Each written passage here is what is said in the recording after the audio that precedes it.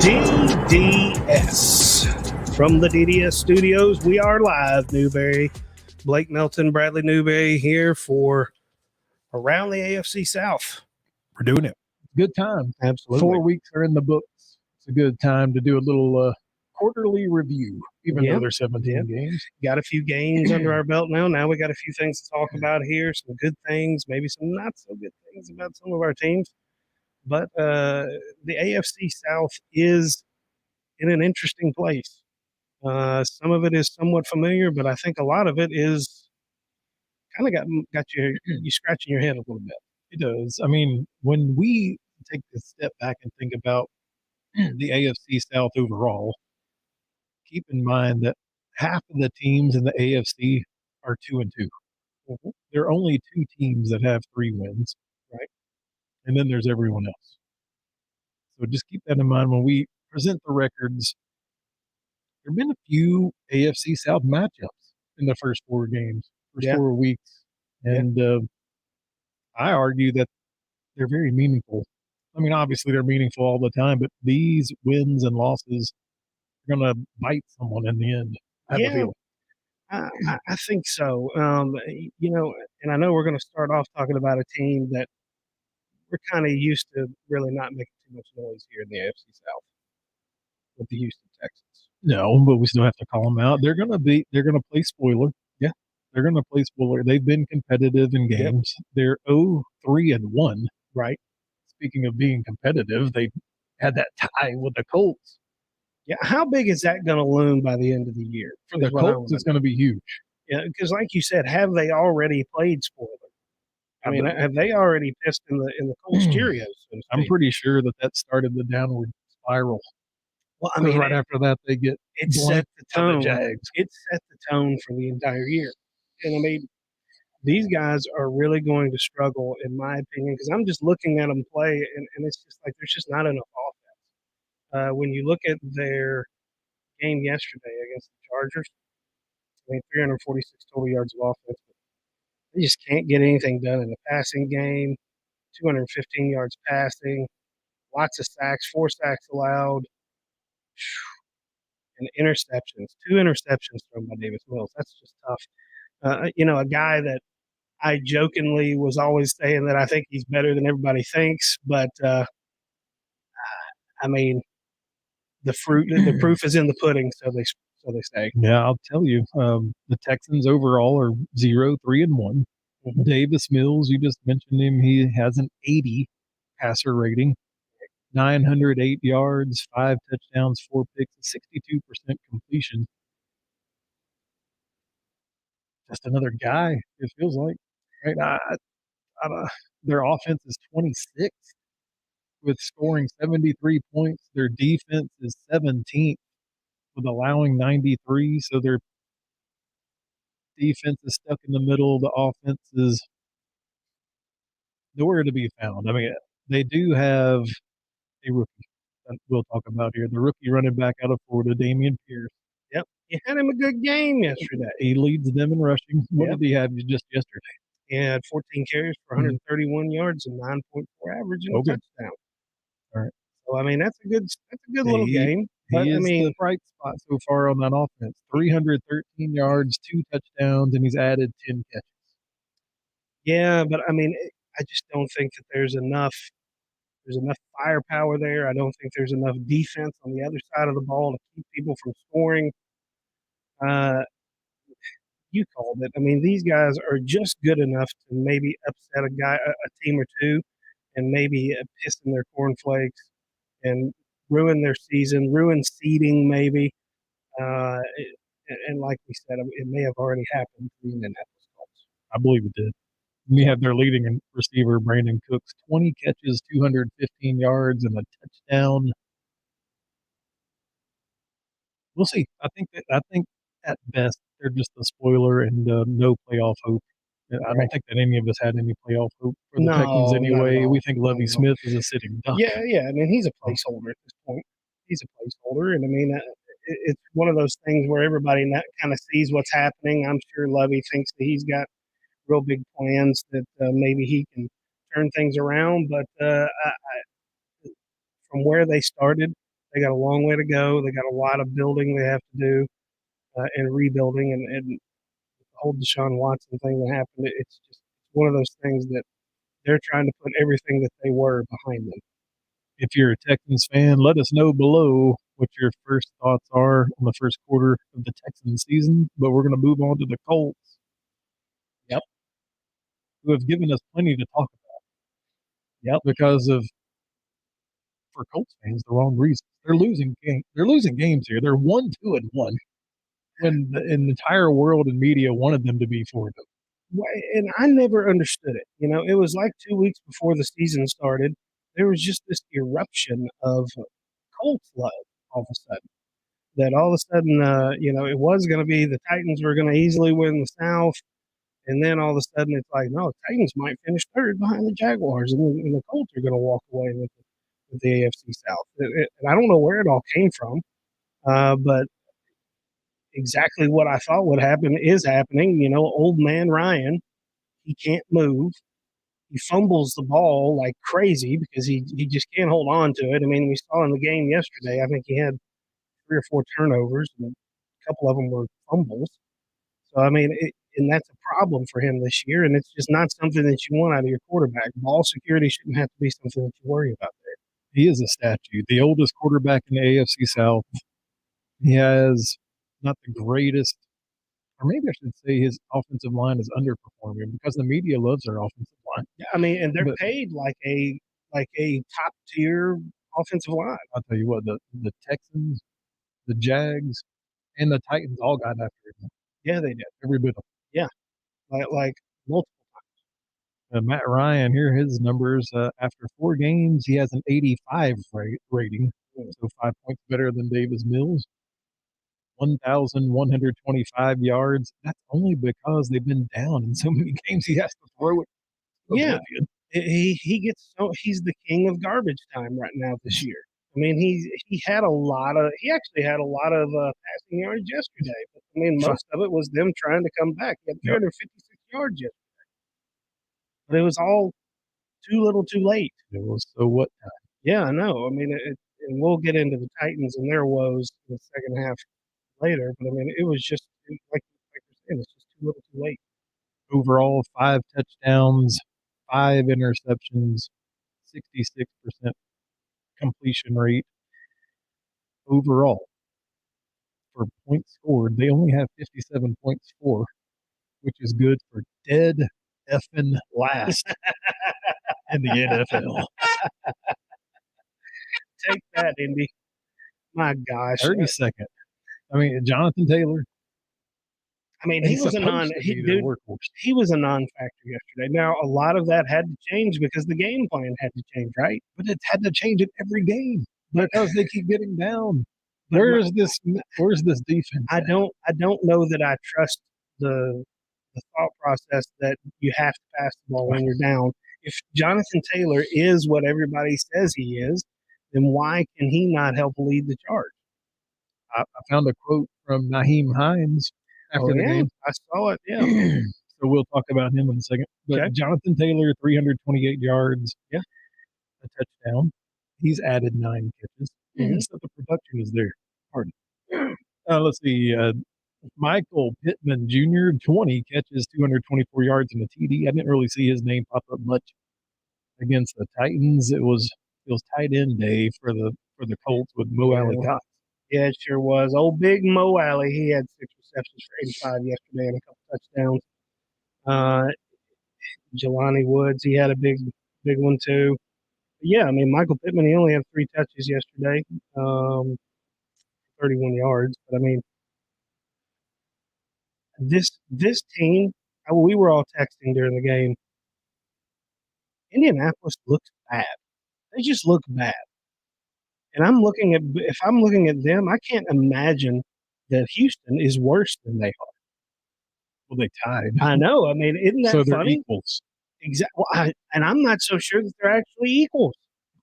I mean, you gotta let more of the Indy season looks play so bad. And yeah, what about this defense? I mean, the defense is number 13 currently, only allowing 85 points. That's still only 8 points less than the Texans. Yeah, I don't know, man. Um, could be a case of who they're playing. We'll just say that. Texans just got through playing Los Angeles. A lot more high-powered offense than I'd say the Titans are.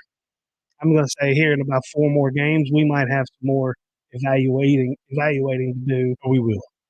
But for we'll sure. be right back here at the halfway point doing another AFC South review. But overall, I would say you have to give the Colts a D, close to an F Yeah, so far this yeah, season. it's bad. It's just a bad looking situation down there right now, and I can't. Were you watching the game? I was watching it live. That stadium was the quietest I have ever heard it in the first half. That stadium would only get loud if they pipe in the noise, like they always do in Indy. Yeah, well, I mean, you do what you have to do when you don't have anything to cheer about other than garbage time completion. So I do apologize to the Texans, but I would give them a grade of C. They're exactly what I thought they would be. But Yeah, for the Colts, you're hovering between a D and an F. I mean, yeah, not only the country and the media, but even us, not even Colts fans, we expected more out of you than 1-2-1. yeah, it's embarrassing, honestly. And Matt Ryan, he looks like he's about 87 years old. Well, Like he looks 35, like if you 7. hit him one good time, if Jeffrey Simmons would have got through and hit him, Yeah, he might have broken. He could have, might have broken. could have. We're going to move on to the surprise team in the AFC South so far. The Jacksonville Jaguars are 2-2 after 4 games. They have 105 points scored for, which is good for sixth Yeah, in the NFL. They have allowed 67 points, which is good for fourth in the NFL. Neither one of these I would predict. I mean, so none of us really knew what to expect from the Jaguars just because they haven't had an adult leading them. We knew Doug Peterson coming in was going to probably right the ship and put them on a track that it would at least keep them on par with, NFL teams running an NFL offense and such. But I'm liking what I'm seeing as far as improvement. I mean, Trevor Lawrence is clearly getting better in this system. He's still, I mean, unfortunately, he lost a year last year. This, I would still probably call this his rookie year. I don't know how you feel about that as the Jags person at this table here, but he still makes some rookie mistakes because he's just now running an NFL offense. He still throws off his back foot sometimes. He still holds the ball a little bit too long, but hey, I got a quarterback in Nashville that does that. So I mean, that's And going to that's happen, but he has the right guy to be able to mentor him and be able to bring him along now. and that's the encouraging part. Is he's got an NFL coach. He has an adult in the room. He's surrounded by NFL people instead of college personnel and Yep. friends. Yep. Trevor, he has earned a 100 passer rating, which is the best in the AFC South. 946 yards passing, 8 touchdowns, 6 picks, 65% completion. Encouraging. I mean, you mentioned the LA team. They went out to Los Angeles Mm-hmm. and shut that offense down. We know Herbert's dealing with what he's dealing with, but that's what you do. You take Yeah. advantage of injured teams. We've already mentioned that they blanked the Colts. Yep. So the 2-2 record is good in of itself, but both wins are AFC wins. Both Yep. losses are NFC losses. So Yep. it's about as good as it gets for positioning purposes. Yeah. What about their running game? I was looking at their stats from yesterday. I didn't see a whole lot of run game getting. There wasn't any push that was really being gotten. No. What's going on there? Because I know they got Robinson. I know they got ETN. What's the story there? So Is this a running back problem? Is this an offensive line problem? What is it? James Robinson for the year, 259 yards, 3 rushing touchdowns. He's added 6 catches. Travis Etienne, 144 yards rushing, 0 touchdowns, and 8 catches added. Yesterday was a blip. They were playing in horseshit weather in Yeah. Philadelphia. So overall, I believe the run game is better. I don't want to say it's great because it feels like it's just kind of medium to Mhm. average. adequate. It's just adequate at the moment. And I really, I mean, I know the numbers say they're sixth in offense in the NFL, but watching it live, I feel like they're in the middle of the road. I feel like it's average. Um, but average is fantastic for me for Yeah. this team. From where But they they're came really from, better yeah. than what I think. I mean, it's a lot of these plays are dictated on explosion. Yeah. So it's 2 yards, 2 yards, 3 yards, and then boom, there goes 50 yard. Yeah. J Rob. Yeah. So who's the main guy though in the backfield? Is Right it now Robinson? it's James It Robinson. has to be, right? Right now it's James Robinson is the lead. Travis Etienne is right there with him, though. I mean, it's about as split as it gets. If you add the two numbers together, you have one running back that has 400 yards and 3 touchdowns. I think a lot That's of pretty teams would take productive. that. I think Yeah. a lot of teams would take that for Yeah. sure. Then you have their leading receiver is the big money man, Christian Kirk, 20 receptions, Give me 3 that. Give me them yards, buddy. I got him on my fantasy team right there. fantasy. He robbed him from me. Yeah, I did. 20 catches, 327 yards, 3 touchdowns.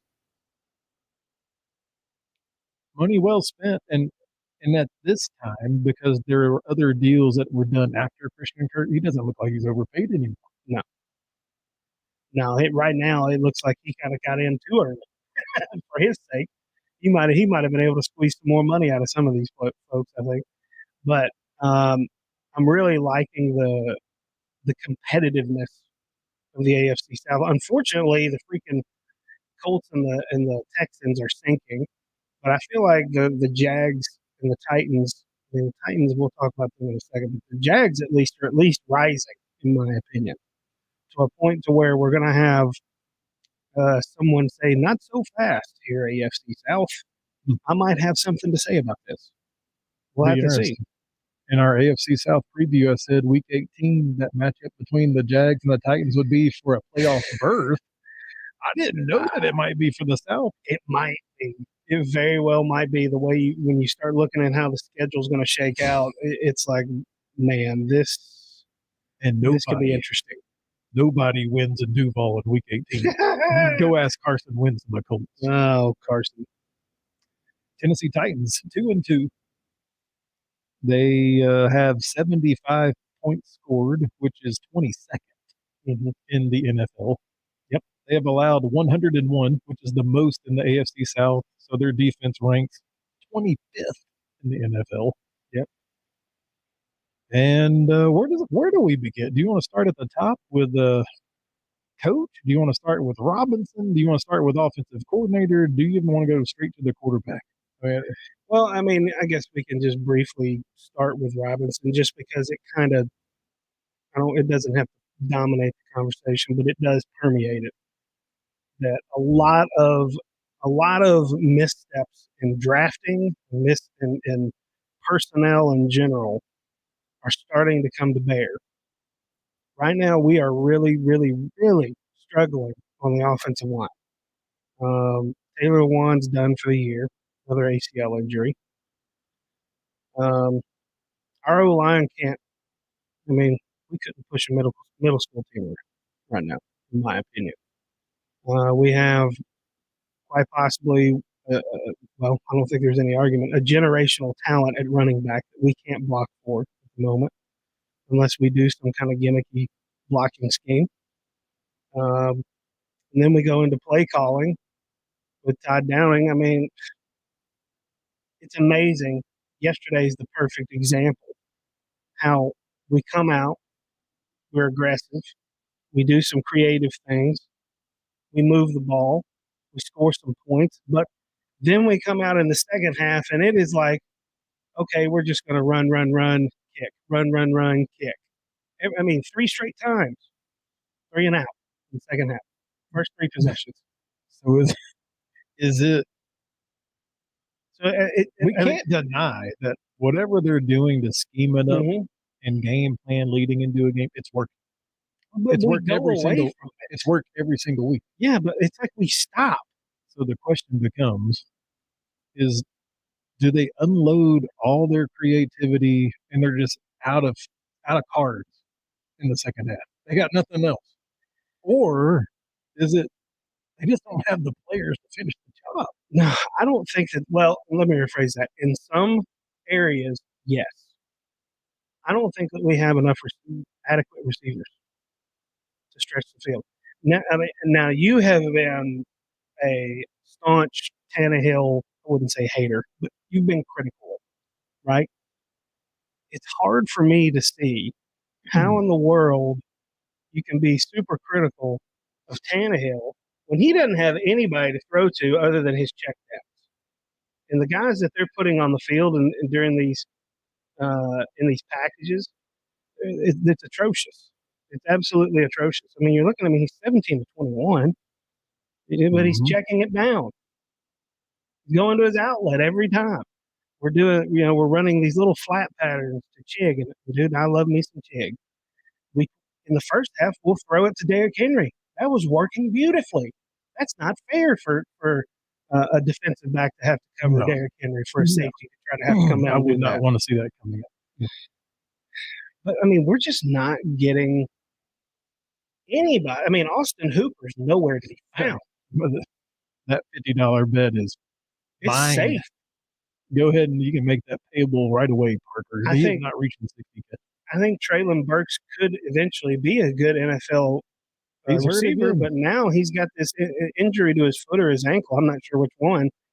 He might be done for the year. I have no idea. Oh, I hope not. I really do too. Because I actually like watching him play. I think he plays really hard, but if he can't stay healthy, it doesn't really help. We don't really throw to Robert Woods very much. We just don't really throw to wide receivers very much. We throw to our tight ends and you throwing to Jeff Swain, and Dontrell Hilliard, and and nothing against these guys, but we're not stretching the field at all. I can't remember the last time we threw a ball deep downfield. You may not be able to because of the offensive line woes. You've already mentioned it. You have to have time to throw deep. That's part of it too. But the other thing is in the first half we ran the ball way more, and I feel like there's that opportunity for play action there. But there's just right now we're just not doing it. Derrick Henry had all kinds of fun things to say. I know he didn't. He was not happy. The King was not happy at all. Here, actually, you know what? Let me just play it for you here. Find it.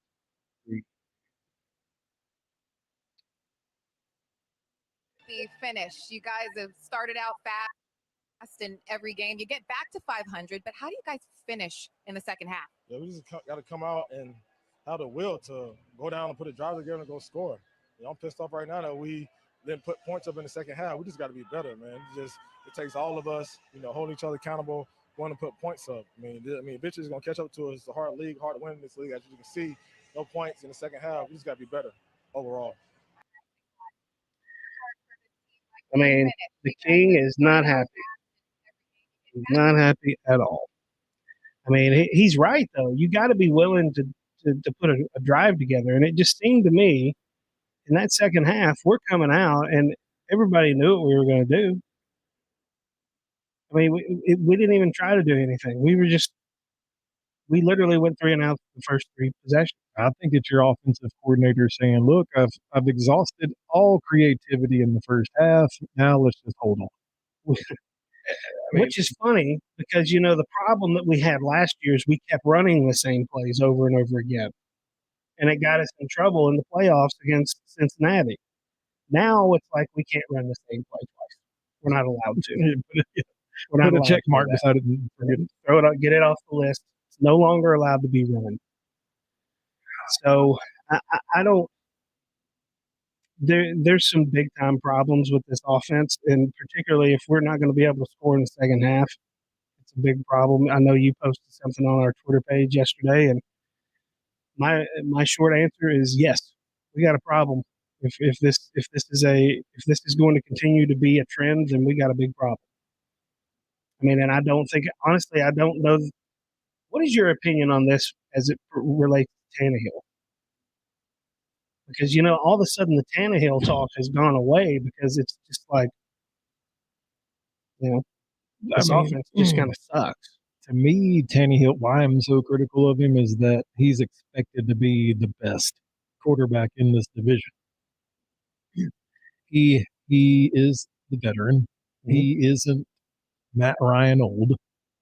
Right. So I think a lot more of Tannehill. That's why I'm more critical of him, is that in my mind, if he's getting these questionable play calls, why can't he have the authority and the ability to check out of it? He's like, man, I'm literally That's a fair question. I'm literally got called to run this play. I know it's but not going to work. I see a double team here. Mhm. I know I'll have somebody open one-on-one, even if they don't catch it. Let me just wave my hand. Well, I mean, is he not allowed to I check don't know. out? I mean, I don't even know if he likes the people that he has on the field. I know he's smart enough. Cody Hollister, he's on the field more than just about any of these wide receivers, it feels like. And I'm just like, really? This is the best we got right now? So as much as you say I'm critical about Tannehill, you've brought it up 2 or 3 times. You keep talking about personnel, and whose fault is that? Well, I have to go into your camp now you and keep say saying it's not J-Rob. me. I mean, I'm not my thing is I can't blame this on Tannehill. he can only play with what he's doing. I know. He can't tell he can't tell the coaches what personnel to bring out there. For a long time, I did not want to admit that J-Rob had created a problem. I'll admit that. I did not want to admit it. But it's all coming home to roost right now, as they say. It's all coming home to roost. It's Tannehill, Henry, an offensive line that they refuse to address appropriately. Then what? You brought in Robert Woods to be I swear you brought him in to be the second receiver. I still don't know who is our number one. Now that Traylon's gone, who is our number one? I don't know the answer to that. I think it was supposed to be Bobby Trees anyway. I don't know that Traylon was ever your number one, but you got rid of A.J. Brown. Yeah. You drafted Traylon Burks. Now, by default, it had to be Robert Woods as your number one. Yeah, I mean, whether he wanted it or not. I mean, but now Traylon Burks is hurt. We got Bobby Trees, Cody Hollister, and Kyle Phillips. That's who we're rolling with. I'm not really sure if that's going to cut the mustard. So it's NWI? Man, I don't even want to talk about because that. Park, you know it's not Austin Hooper. No. It's not Austin Hooper. He can't even get on the field ahead of 3 other tight ends. No. Or they refuse to put him out there for some reason. They'll put him out there when they need a first down, it seems like. They'll put him out there and tell him to go run a stick route, and it seems like he goes out there and gets the job done, and then he comes right off the field. So if I didn't say it yet, Tannehill, 94 rating, 784 yards, 5 touchdowns, 5 picks, 66% completion rating. Derrick Henry, 306 yards, 3 touchdowns. He's added 8 catches. Robert Woods is the leader for the receivers, 13 catches, 167 yards. That's an average of 40 yards per game, and 1 touchdown. That's absolutely terrible. No production. None. I mean, there's no offensive production whatsoever. And I hate it for our defense because our defense, I think, is pretty decent, but they get handed the ball so much.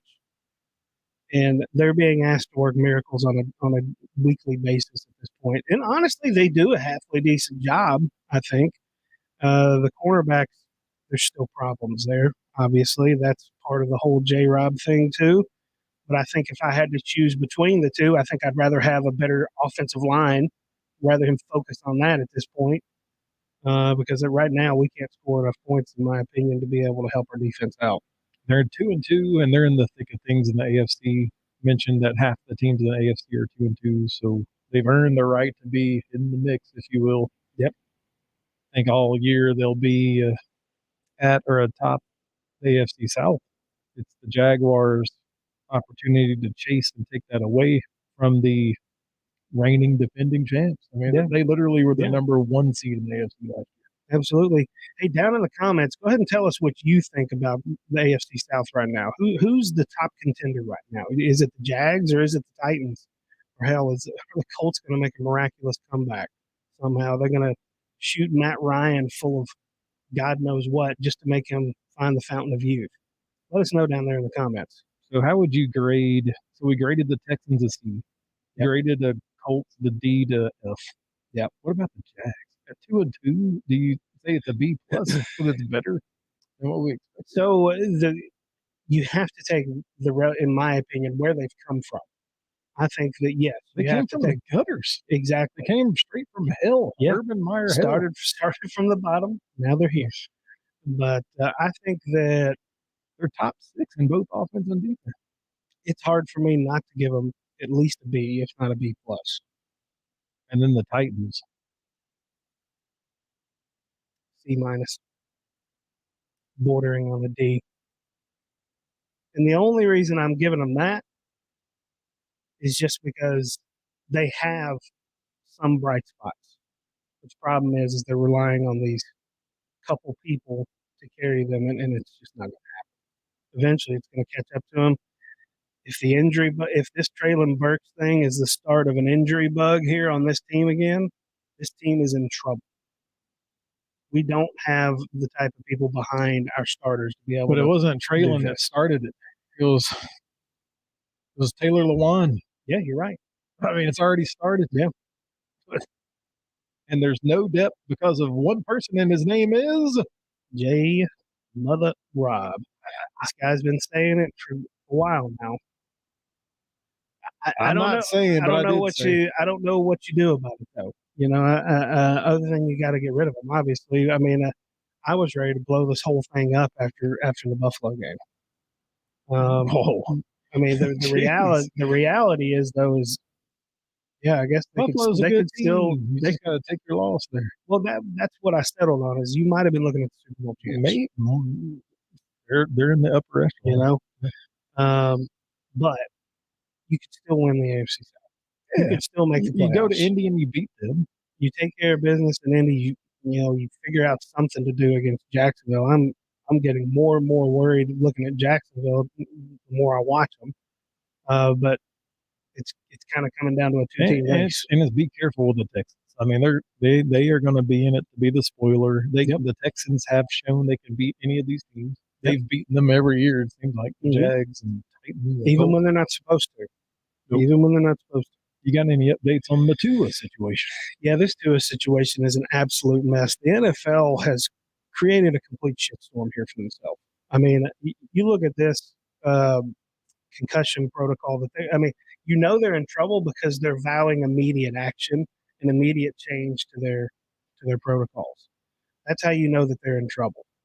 What it is, you and I talked about this whenever all this first came out and everything, and we talked about it's going to be a real big problem if they find out that a doctor missed something or didn't do something correctly.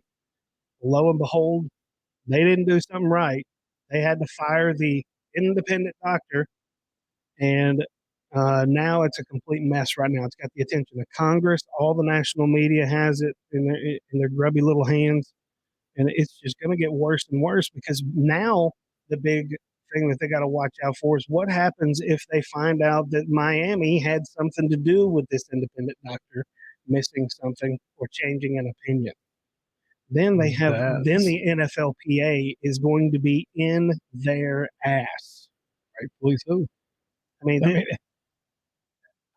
I wish Tua nothing but the best. Look, I'm not a Miami fan. I'm not a Dolphins fan. It's very easy to be a Tua Tagovailoa fan because he's a very good guy. He was a great player at Alabama, and he's had a pretty good season so far, needless to say. But this right here, he needs to be very careful with. I'm assuming this is back-to-back weeks with concussions. That's the easy assumption. Just from the eye test of fans everywhere. Yeah. Just look at the videos. What do you think? He gets hit in Buffalo. He stands up and he's wobbling. And, it's like, guys, this is not what you want every mother in America watching as their kids are getting ready to go play football. No. It's not what you want. This is not the look you want. we're going to see how they handle this. They're going to have to handle it swiftly. They're going to have to address the doctors. I don't know how they're going to do this. They may have to have more than one independent doctor now evaluate all these guys. I know that they had mentioned that any kind of sign of neural deficit or if a player's wobbly at all now, they're not allowed to come back in the game. They say that. But then it was last night, I do believe, I'm watching the daggone Tampa Bay game, and it was one. I can't remember if it was for Kansas City or Tampa Bay, but it was a wide receiver or a tight end that got thumped. It was Cameron Brate. Yeah, Brate. Tight end. Gets popped, wobbly, goes out, comes back in the game. Yeah. Then they take him out. They got to stop that. That's not going to work. That right there is exactly the problem. You cannot leave it up to an athlete to make the decision on whether he's coming back in. They always want. Yes, and you love. That's what we love about them. Competitive juices. We love that you're tough. Yep. But dude, this is a big deal. They've got to get this under control. Everybody's prayers are with Tua right now. Hope he gets better. Haven't really heard any updates on him specifically. There's probably not going to be any timetable on him coming back, and there shouldn't be.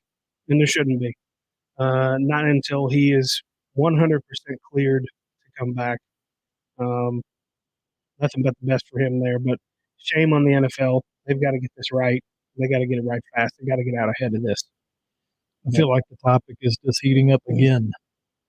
Yeah. After what Parker even had said, that they did a really great job at reducing overall concussions. Yeah. They're doing all they can with this quote-unquote practice schedule leading up to the season. I mean, they have the big, goofy-looking helmet things. They hardly have full contact practices anymore. Mm-hmm. So NFL, you're making steps and strides, but you can't let get complacent. We're not saying that it happened, but you can't let teams take it upon themselves to, for competitive reasons only, let people play. What was it, Robert Griffin? Yeah. That we heard over the weekend said, look, I was just lucky that I had a coach that actually looked out for well-being of me instead of the competitiveness of having me out there versus the backup. So he appreciated that. It makes you wonder. The player always wants to play. The whole thing of team doctor. I'm wondering if that title is going to go away. I wonder if all the doctors on the sideline are going to be independent now. You know what I mean? Because if there's no affiliation with the team at all, maybe that helps things. Maybe it keeps things a little bit more objective. They don't let the team make a decision. They let the doctors make the decision. And that's the way it should be. Because ultimately, we want our heroes to be around a while for our kids to be able to say, hey, that was my hero. That's the one. Well, that's our AFC South review after 4 weeks, the quarter poll, if you will. Let us know your grades down below. Hit us up on Twitter, all of our social media platforms. Absolutely. Facebook, Instagram, Twitter, and TikTok. Go ahead and hit the like and subscribe button there on YouTube. Follow us on Twitter there. Check out the Facebook page too, guys. Leave us a comment down there. Let us know what your grades are for the AFC South. Really appreciate you joining us today live. As always, two-tone blue all the way. Final thoughts? You got a final thought? You always hit me with after all that? You hit me with it. Newberry. Final thoughts. I have two final thoughts. No, you can have mine. The Atlanta Braves swept the New York Mets over the weekend. Bye-bye. Welcome to the playoffs. And it is the first time that both the New York Giants and New York Jets are 500 or better in the month of October since 2015. Wow. Well, I can't beat that. Congratulations to the Braves. As always, it's two-tone blue all the way. You guys be well.